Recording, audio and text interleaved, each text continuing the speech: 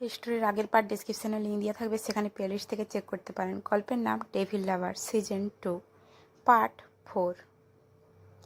ইরা যখন সেই মেসেজটি পড়ে তার মুখ ফ্যাকাশে হয়ে যায় আর চোখ থেকে অজস্র অশ্রু ঝরতে থাকে, কারণ সেই মেসেজটি এভাবে লেখা ছিল: সরি, আমি আপনাকে চিনি না, কিন্তু আপনি যাকে জিজ্ঞাসা করছেন তার 7 বছর আগে একটি ভয়াবহ গাড়ি দুর্ঘটনা ঘটেছিল আর আজ পর্যন্ত তার লাশ পাওয়া যায়নি। সেজন্য আমি জানি না আমার বন্ধু কোথায়।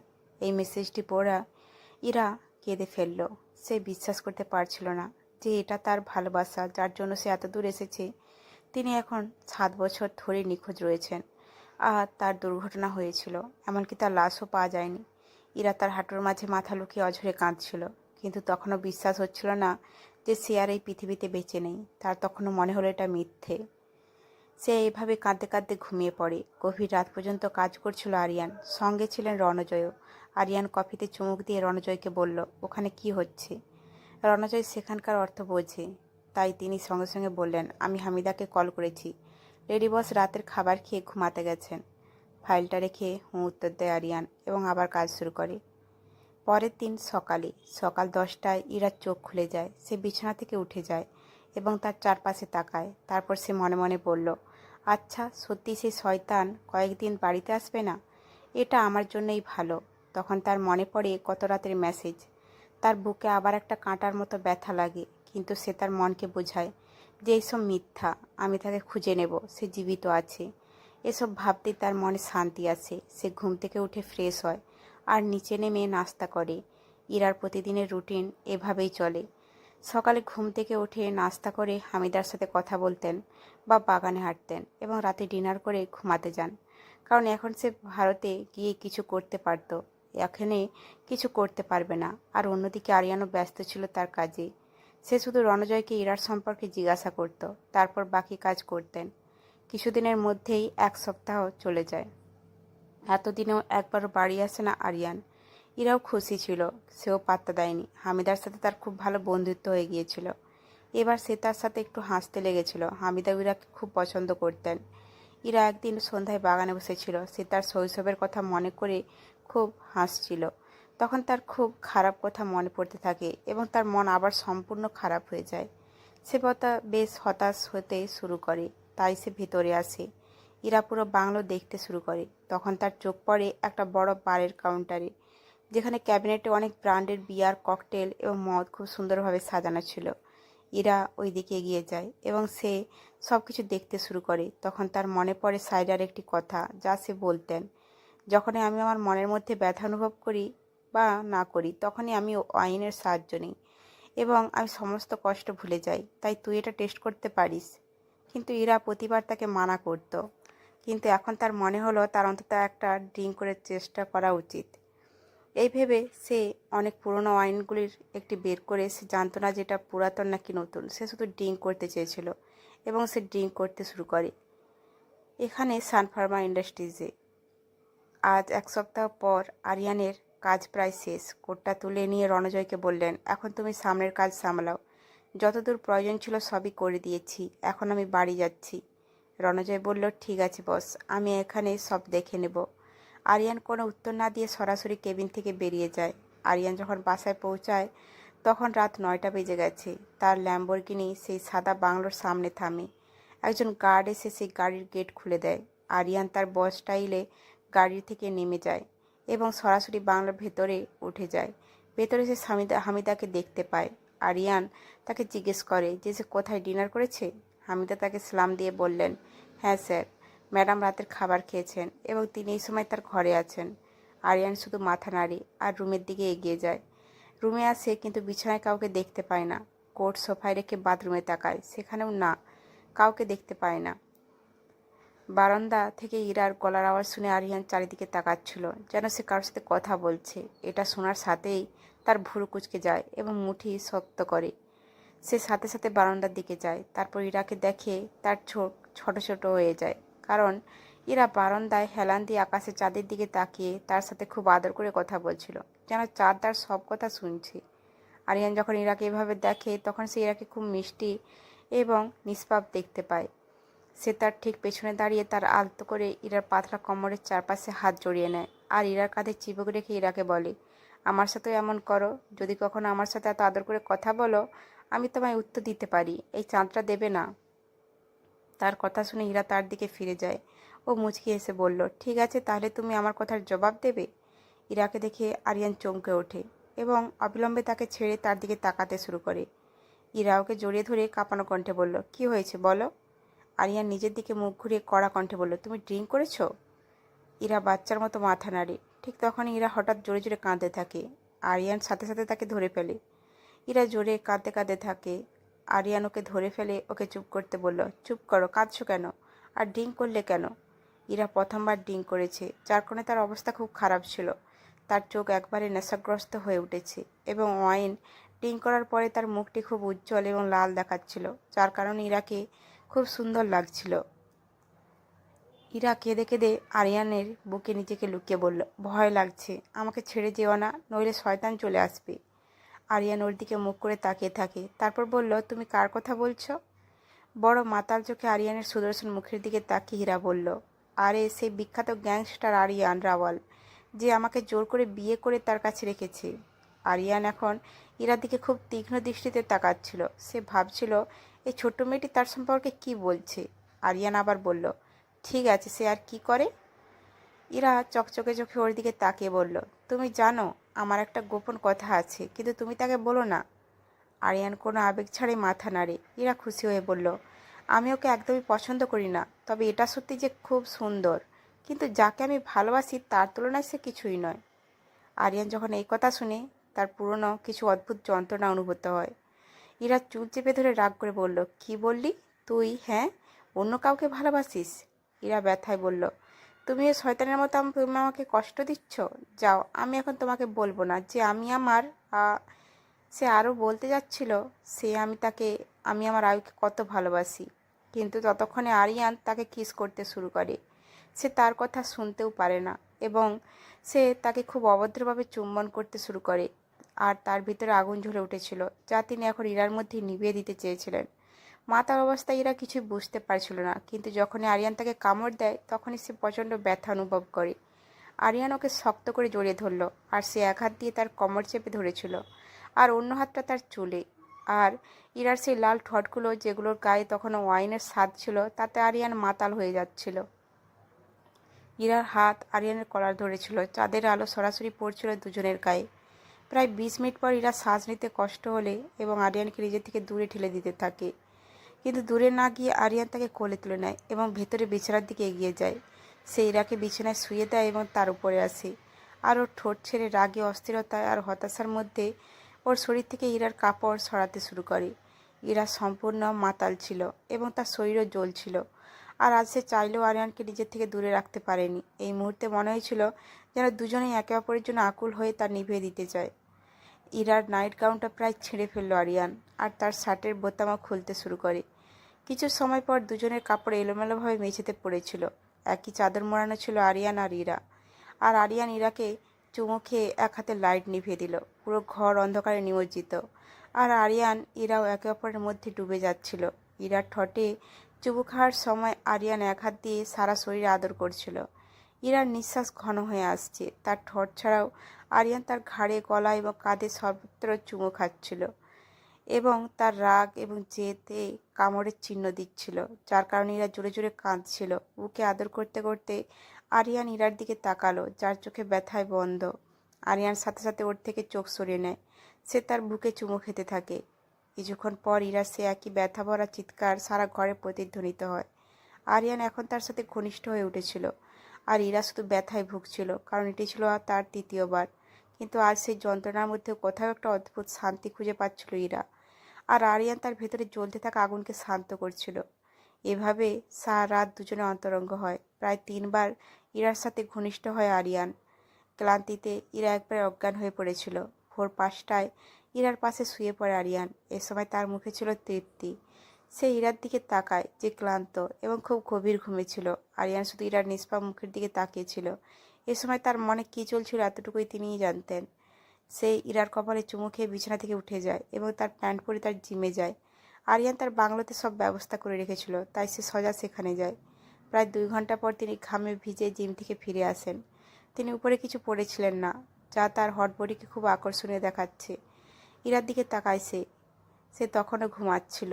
তারপর আরিয়ান ওয়াশরুমে যায়। কিছুক্ষণ পর আরিয়ান ফর্মাল গ্রে প্যান্ট আর ক্রিম রঙের শার্ট পরে ড্রেসিং টেবিলের সামনে দাঁড়িয়েছিল। আজ সে বাড়ি থেকে কাজ করবে, সেই জন্য সে আর স্বাভাবিকভাবে তৈরি হয়ে গেছে। সে রেডি হয়ে সোজা নিচে চলে যায়। হামিদা সকালে নাস্তা তৈরি করে রেখেছিলেন, তাই তিনি অনলাইনে নিউজ পড়তে পড়তে নাস্তা খেতে শুরু করেন। সকালের নাস্তা সেরে তিনি কোনো আবেগ ছাড়াই হামিদাকে বললেন, ইরা যখন ঘুমাচ্ছে তাই তাকে বিরক্ত করবে না। যখন সে জেগে উঠবে তাকে স্বাস্থ্যকর কিছু নাস্তা তৈরি করে দেবেন, যা তার প্রিয়। এই বলে সে স্টাডি রুমের দিকে চলে যায়, আর হামিদা মাথা নেড়ে হ্যাঁ বলে। আরিয়ান তার ল্যাপটপে খুব সাবধানে কাজ করছিল। ঠিক তখনই তার ফোনে মেসেজ আসে। আরিয়ান তাকে উপেক্ষা করে, কিন্তু আবার তারপর আসে। এবার সেই মেসেজ দেখতে ফোন তুলল আরিয়ান, কিন্তু মেসেজ পড়ার সাথে সাথে রাগে তার চোখ লাল হয়ে যায় আর ফোনে হাত শক্ত করে, এবং সে সাথে সাথে তার অ্যাসিস্ট্যান্ট রণজয়কে ফোন করে। অন্যদিকে রণজয় একটিমাত্র রিং হওয়ার সাথে সাথে কল রিসিভ করে। আর এখান থেকে আরিয়ান দাঁত কিরমির করে রেখে বলল, আমি ভারতে না আসা পর্যন্ত আয়ান রানার প্রতিটি কাজের খবর পেতে চাই। বসের মুখ থেকে আজ প্রথম ওই লোকটার নাম শুনে চমকে উঠল রণজয়, কিন্তু সে সাথে সাথে নিজেকে সামলে নিয়ে বলল, হ্যাঁ বস, আমি খুঁজে বের করব এবং আমি তাদের উপরও নজর রাখব। আরিয়ান সাথে সাথে কলটা কেটে দেয় এবং তার ফোনে পাঠানো একটি ফটো দেখতে শুরু করে। ওই ছবিতে একজন মানুষকে দেখে ভেতরে ভেতরে খুব ভয় পেয়েছিলেন তিনি। যে আরিয়ান সবাইকে ভয় দেখাতো, যার সামনে সব মানুষ ভয় পেত, আর সেই মানুষটিকে দেখে সে অস্থির হয়ে উঠল। সে সঙ্গে সঙ্গে তার কাজ ছেড়ে সেখানে রাখা সিগারেটের প্যাকেটটি তুলে নেয়, আর বারান্দায় সে একটা লম্বা সিগারেট টানতে থাকে। কেবল এটি তার অস্থিরতা দূর করতে পারে। সে আবার সেই ছবিটা বের করে আবার দেখতে শুরু করে এবং নিচের ক্যাপশন যা লেখা ছিল তা আবার পড়ে। সে ফটোতে একটি বড় হেড চেয়ারে একজন 60 বছর বয়সী লোক বসেছিলেন, যিনি খুব ধনী ছিলেন এবং তার মুখে ছিল রাজকীয় আভা। হেড চেয়ারে বসেছিলেন এবং তার ঠিক পাশে একজন 27 বছর বয়সী লোক ছিলেন, যিনি বেশ সুদর্শন এবং আকর্ষণীয় ছিলেন। তার নাম আয়ান রানা। আর তার পাশে কয়েকজন নারী পুরুষও বসেছিলেন। ছবিটি সামনে থেকে তোলা, তাই সামনে বসা সবাইকে স্পষ্ট দেখা যাচ্ছিল। হেড চেয়ারে বসা বৃদ্ধের দিকে তাকিয়েছিল আরিয়ান, তার চোখে মুখে একটা ভয়। তিনি ক্যাপশনটি পড়লেন, যা ব্যঙ্গাত্মকভাবে লিখেছেন, ছোট ভাই, আমি বরযাত্রী নিয়ে আসছি তোমার ভাবিকে নিতে। এরপরে একটা ডেভিল হাসির ইমোজি ছিল। আরিয়ানের চোখ দুটো খুব কাঁপছিল। তার দিকে তাকিয়ে থাকতে থাকতে সুইচ অফ করে সাথে সাথে তার রুমের দিকে চলে যায়।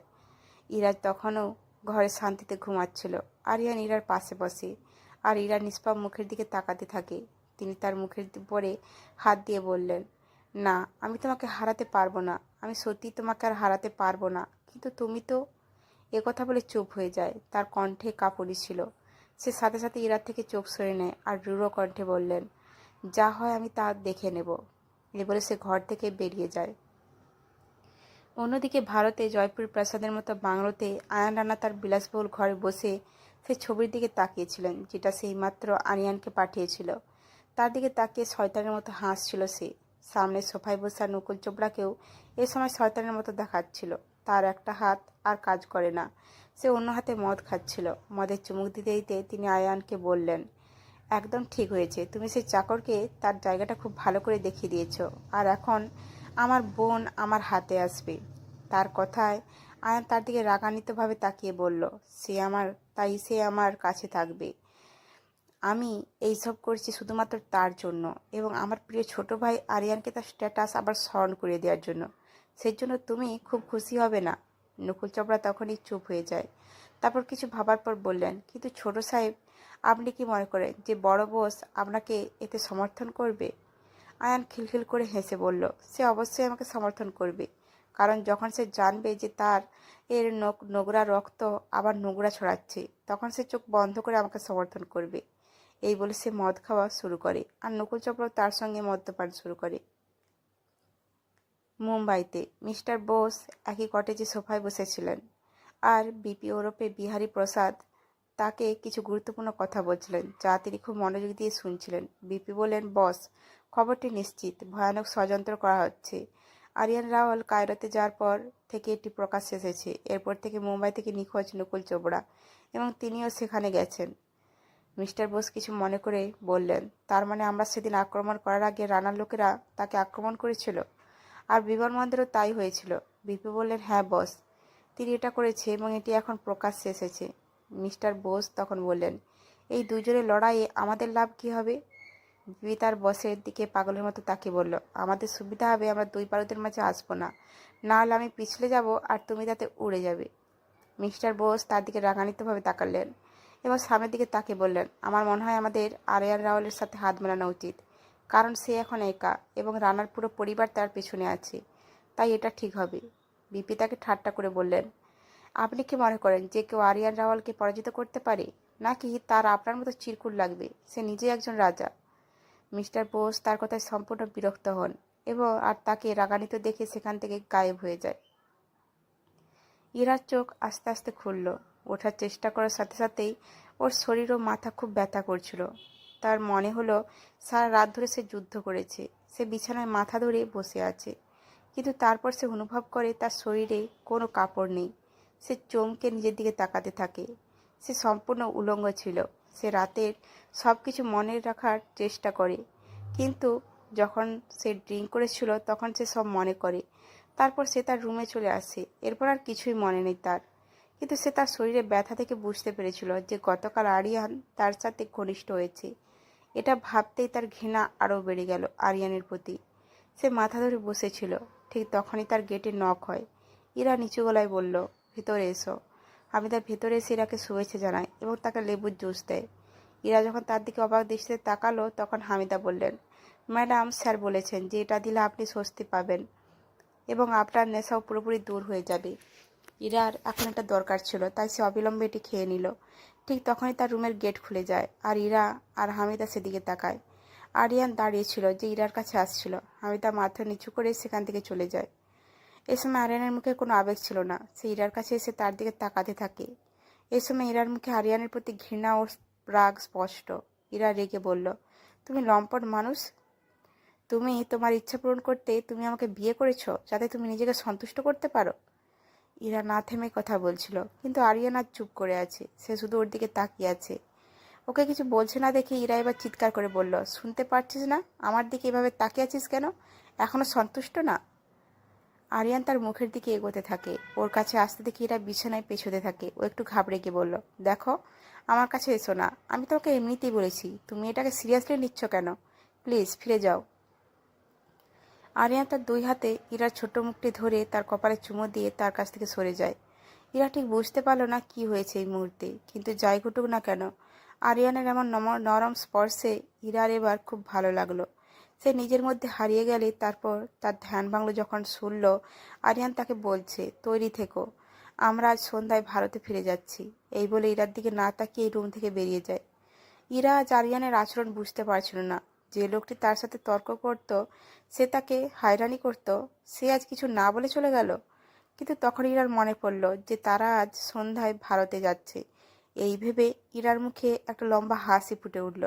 সে মনে মনে বলল, বাহ, অবশেষে আমি এখান থেকে চলে যাচ্ছি, আর এখন সেখানে যাওয়ার পর যে কোনো উপায় তাকে খুঁজে পাবো। ও আয়ু, আমি তোমার কাছে আসছি। এই বলে সে জোরে জোরে হাসতে থাকে। কিন্তু সে এটাও জানতো যে তাকে খুঁজে পাওয়া এত সহজ হবে না, কিন্তু সে এখনো খুশি ছিল। এরপর সে সাথে সাথে বিছানা থেকে উঠে চাদর দিয়ে নিজেকে ঢেকে ওয়াশরুমে চলে যায়। এভাবে সন্ধ্যা হয়ে যায় আর দুজনেই ভারতে চলে যায়। এদিকে ইরার সাথে একটা কথাও বলেনি আরিয়ান। সারাক্ষণ অফিসের কাজ করেছে। ইরার খুব অদ্ভুত লাগছিল যে আরিয়ান কিছু বলছে না, কিন্তু সে এসবের দিকে মনোযোগ দেয়নি এবং সে ভাবতে থাকে কিভাবে তার আয়ুকে বের করা যায়। পরের দিন সকালে তাদের হেলিকপ্টারটি আরিয়ানের বিশাল বাগানের মাঝখানে ল্যান্ড করে। যথারীতি ইরা ঘুমাচ্ছিল এবং আরিয়ান তাকে তার কোলে নিয়ে পরম যত্নের সাথে হেলিকপ্টার থেকে বেরিয়ে আসে। ইরা ওকে জড়িয়ে ধরে শান্তিতে ঘুমাচ্ছিল। আরিয়ানের মুখ তখনও আবেগহীন। সে ইরাকে বেডরুমে নিয়ে আসে এবং তাকে ঠিকভাবে শুয়ে কম্বল দিয়ে ঢেকে দিলে এসির তাপমাত্রা স্বাভাবিক করে দেয়। তারপর ইরার মুখের দিকে তাকাতে থাকে। সে গভীর ঘুমে আচ্ছন্ন। কিছুক্ষণ তার দিকে তাকিয়ে